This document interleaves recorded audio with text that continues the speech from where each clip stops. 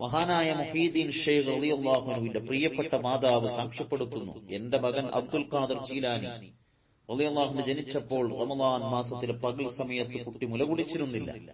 ഒരിക്കൽ മേഘം മൂടിയപ്പോൾ റമദാൻ മാസത്തെക്കുറിച്ചുള്ള അനിശ്ചിതത്വം ഉണ്ടായപ്പോൾ ജനങ്ങൾ എന്റെ അടുക്കിലേക്ക് വന്നു, കുട്ടി പാൽ കുടിക്കുന്നുണ്ടോ എന്ന് അന്വേഷിച്ചു.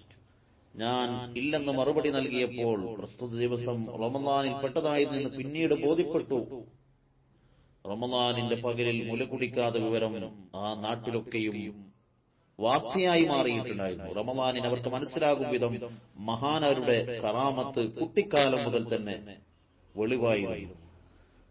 മുല കുടിക്കാതെ റമദാനിന്റെ പകലിൽ ഒരു കുട്ടി അഹ്ലു ബൈത്തിൽ ജനിച്ചിട്ടുണ്ടെന്ന വാർത്ത ഞങ്ങളുടെ നാട്ടിലാകെ പ്രസിദ്ധമാവുകയും ചെയ്തു. മുതലായ റമദാനിൽ 30 നാളിലും മുല കുടിക്കും കാലം മുലനെ തൊടാത്തോവ